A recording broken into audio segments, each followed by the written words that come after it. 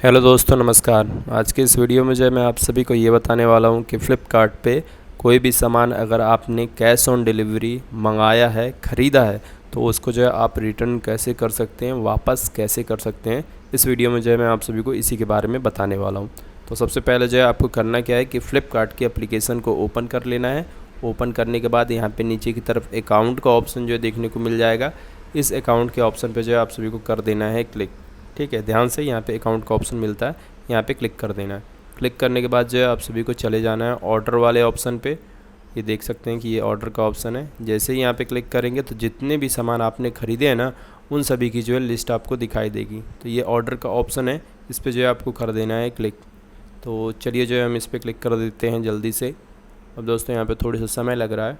अब आप यहाँ पर देख सकते हैं कि हमने जो है बहुत सारे सामान इस बिग बिलियन डे के सेल में ख़रीदे हैं। और दोस्तों यहाँ पे जो है जिस प्रोडक्ट को, जिस सामान को जो है आपको रिटर्न करना है, उसको जो है आपको यहाँ पे सेलेक्ट करना पड़ेगा। तो हम जो है यहाँ पे हमारा ये वाला जूता है, इसको जो है हम रिटर्न करना चाहते हैं, तो इस पे जो है हम कर देंगे क्लिक। तो चलिए जो है हम यहाँ पे क्लिक कर देते हैं। हम जैसे ही क्लिक करेंगे तो थोड़ी सा आपको करना पड़ेगा इंतज़ार। एक पेज ओपन हो जाएगा और इस पेज पे जो है आपको यहाँ पे रिटर्न का ऑप्शन जो है दिखाई दे रहा होगा। और दोस्तों यहाँ पे जो है आप एक डेट भी देख सकते हैं, यहाँ पे तारीख लिखी हुई है। तो इस तारीख के अंदर अंदर जो है आपको इस जूते को रिटर्न करना रहता है। ये रिटर्न की डेट रहती है, लास्ट डेट रहती है। तो इस तारीख को ध्यान रखिएगा। अगर ये तारीख ख़त्म हो जाती है तो ये रिटर्न का जो ऑप्शन है ना, वो भी ख़त्म हो जाता है। तो ध्यान रखिएगा, इस तारीख के अंदर अंदर जो है आपको इस जूते को रिटर्न करना रहता है। कोई भी सामान होगा उसको जो है यहाँ पे जो डेट रहती है उस डेट से पहले जो है रिटर्न करना रहता है। ठीक, तो हम जो है यहाँ पे हमारी डेट जो है वो बची हुई है। तो यहाँ पे आपको करना क्या है कि ये रिटर्न का ऑप्शन दिखाई दे रहा है, इस पर जो है आपको कर देना है क्लिक। तो जैसे ही क्लिक करेंगे तो एक पेज आपके स्क्रीन पे ओपन हो जाएगा। यहाँ पे आपसे पूछेगा कि क्या कारण है कि आप इस प्रोडक्ट को, इस सामान को रिटर्न करना चाहते हैं। नीचे की तरफ जो है बहुत सारे रीज़न लिखे हुए हैं, तो एक एक करके जो है मैं सभी रीज़न आपको पढ़ के सुना देता हूँ। अगर आपका प्रोडक्ट, आपका सामान साइज़ में छोटा बड़ा हो गया हो या आपको फ़िट नहीं आ रहा है, तो ऐसे सिचुएशन में जो है आप पहला वाला रीज़न सेलेक्ट कर सकते हैं। यहाँ पे दूसरा रीज़न ये है कि अगर आप इस प्रोडक्ट को नहीं लेना चाहते हैं क्योंकि ये जो है आपको कम दाम पे कहीं और अच्छे दाम पे जो है मिल गया है, कम प्राइस में जो है आपको मिल गया है, तो इस वजह से जो है आप इस प्रोडक्ट को रिटर्न करना चाहते हैं, तो आप दूसरा वाला रीज़न सेलेक्ट कर सकते हैं। यहाँ पे तीसरे नंबर पे ये है कि अगर प्रोडक्ट टूट गया है, फट गया है, डैमेज है, तो ऐसे सिचुएशन में जो है आप इस प्रोडक्ट को रिटर्न करना चाहते हैं, तो तीसरा नंबर का जो ये रीज़न है उसको आप सेलेक्ट कर सकते हैं। चौथे नंबर का रीज़न ये लिखा है कि अगर आपका प्रोडक्ट कुछ दूसरा आ गया है, आपने जूता मंगाया या घड़ी मंगाया और आपके यहाँ पहुँच गया चप्पल या शर्ट पहुँच गई है, यानी कि मंगाया कुछ और था और आ गया है आपके पास कुछ और, तो ऐसे सिचुएशन में जो है ये चौथे नंबर का जो रीज़न है, रॉन्ग रिसीव आइटम, इसको जो है आप सेलेक्ट कर सकते हैं। पाँचवें नंबर पे आपको एक और रीज़न मिल जाता है कि आपका प्रोडक्ट अगर मिसिंग है, आपने मंगाया है और उसमें कुछ भी नहीं है, तो ऐसे सिचुएशन में जो है आप पाँचवें नंबर के रीज़न को सेलेक्ट करके अपने आइटम को रिटर्न कर सकते हैं।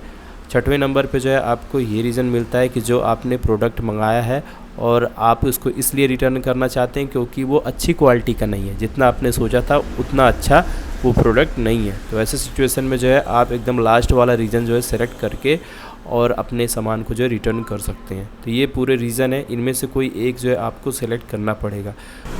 तो यहाँ पे जो है हमने दूसरा नंबर का रीज़न सेलेक्ट कर लिया है। अब यहाँ पे जो है दो और ऑप्शन आ गए हैं। तो यहाँ पे जो है हम पहला वाला ऑप्शन ये है कि भैया अगर आप इस प्रोडक्ट को नहीं लेना चाहते हैं, रिटर्न करना चाहते हैं, तो पहला वाला ऑप्शन सेलेक्ट कर सकते हैं। और यहाँ पे अगर आपको ये कम कीमत में कहीं और मिल गया है तो यहाँ पे दूसरा वाला ऑप्शन जो है आप सेलेक्ट कर सकते हैं। तो हम जो है जल्दी से यहाँ पे पहला वाला ऑप्शन सेलेक्ट करेंगे। तो इसके बाद जो यहाँ पे पूछेगा कमेंट में कुछ आपको लिखना पड़ेगा। तो आप क्या कर सकते हैं कि जो ये चीज़ है ना, इसी को जो है आप यहाँ पे सिंपल उतार दीजिएगा, लिख दीजिएगा। ठीक है, तो चलिए जो है हम जल्दी से इसको टाइप कर देते हैं। टाइप करने के बाद जो आप सभी को कंटिन्यू के ऑप्शन पे क्लिक कर देना है। क्लिक करने के बाद जो आप सभी को यहाँ पे छोटा सा बॉक्स दिखाई दे रहा होगा, ठीक है, तो इस पर क्लिक कर देना है। और क्लिक करने के बाद जो यहाँ पे कंटिन्यू का ऑप्शन दिखाई दे रहा है उस पर क्लिक कर देना है। तो जैसे ही कंटिन्यू के ऑप्शन पे क्लिक करेंगे ना, तो एक पेज ओपन हो जाएगा कुछ इस प्रकार का। अब यहाँ पे जो है आपको ध्यान रखना है कि आपसे पूछ रहा है कि आप अपने पैसे को कहाँ मंगवाना चाहते हैं, फ्लिपकार्ट वॉलेट में कि अपने बैंक अकाउंट में। तो यहाँ पे जो है आपको सेलेक्ट करना है बैंक अकाउंट, ठीक है। क्योंकि भैया अगर फ्लिपकार्ट वॉलेट में पैसा मंगाएंगे ना तो वहाँ पे जो है आप पैसे का इस्तेमाल नहीं कर पाएंगे। तो ध्यान से जो है यहाँ पे आप बैंक अकाउंट सेलेक्ट करिएगा। सेलेक्ट करने के बाद जो यहाँ पे ऐड न्यू अकाउंट का ऑप्शन देखने को मिलेगा, इस पर जो है आपको कर देना है क्लिक। तो चलिए जो हम यहाँ पे क्लिक कर देते हैं।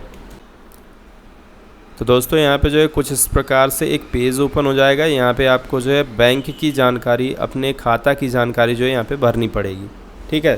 तो चलिए मैं समझाता हूँ। सबसे पहले जो है आपसे पूछेगा IFSC कोड। ये IFSC कोड जो है आपके पासबुक में मिल जाएगा, ठीक है। तो आप अपना पासबुक निकालिए और जो आपका IFSC कोड है उसको यहाँ पे टाइप कर दीजिए। उसके बाद जो यहाँ पे अकाउंट नंबर पूछेगा, यानी कि खाता संख्या। तो ये भी जो है आपको आपके पासबुक में मिल जाएगा, तो उसको जो है यहाँ पे टाइप कर देना है। फिर उसके बाद जो है कन्फर्म अकाउंट नंबर यहाँ पे पूछेगा, यानी कि जो आपने अभी अकाउंट नंबर भरा है ना उसको जो है आपको यहाँ पे दोबारा से भरना पड़ेगा। फिर उसके बाद जो है अकाउंट होल्डर नेम, यानी कि खाता धारक का नाम। तो अगर आप अपना खाते की जानकारी दे रहे हैं तो अपना नाम लिखेंगे, किसी दूसरे का खाता संख्या यहाँ पे लिखे है ना तो दूसरे का जो है यहाँ पे नाम लिखना पड़ेगा। फिर उसके बाद जो यहाँ पे फ़ोन नंबर में जो है आप अपना मोबाइल नंबर लिख सकते हैं। तो ये सब चीज़ें जो आपको यहाँ पे जल्दी से भरनी है। तो चलिए जो मैं जल्दी से इसको भर देता हूँ। तो दोस्तों यहाँ पे जो है हमने सभी चीज़ें भर दी है और ऐड न्यू अकाउंट का ऑप्शन दिखाई दे रहा है, उस पर क्लिक कर देना है। क्लिक करने के बाद जो यहाँ पे कन्फर्म का ऑप्शन दिखाई दे रहा होगा, उस पर क्लिक कर देना है, ठीक है।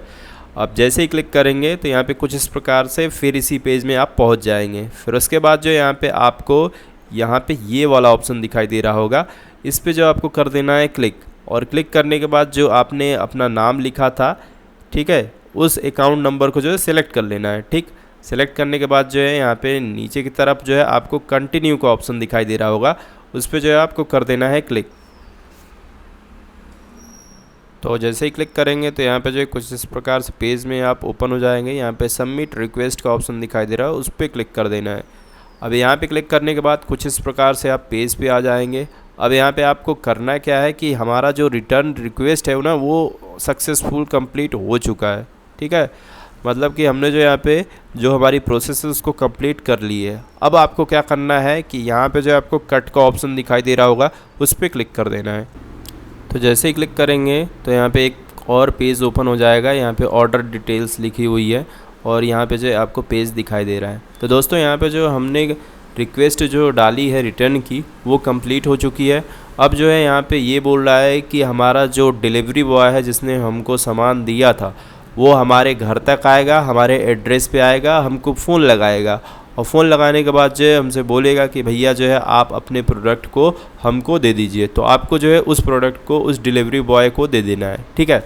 वो स्कैन करेगा, पूरी जानकारी भरेगा और उसके बाद जो है वो प्रोडक्ट आपके यहाँ से ले जाएगा, ठीक है। तो यहाँ पे जो पिकअप डेट भी जो यहाँ पे लिखी हुई है कि किस तारीख को जो है वो लेकर जाएगा। फिर उसके बाद जो है जैसे ही वो प्रोडक्ट वापस ले जाएगा उसके कुछ दिनों के बाद जो है आपका पैसा जो है आपके खाते में जो है रिटर्न हो जाएगा, आपके जो बैंक अकाउंट आपने डिटेल भरा है उसमें आ जाएगा। और ये प्रोसेस होने में जो है करीबन मेरा तो 1 दिन लगा था, केवल 1 दिन में जो है ये हमारा पैसा जो है रिटर्न हो जाता है, ठीक है। तो इस तरीके से जो है आप फ्लिपकार्ट में अगर आपने कोई भी सामान ख़रीदा है और उसको रिटर्न करना चाहते हैं ना तो आप इस तरीके से जो है रिटर्न कर सकते हैं। तो दोस्तों कुल मिलाकर वीडियो केवल इतनी थी, पसंद आई हो तो लाइक करिएगा।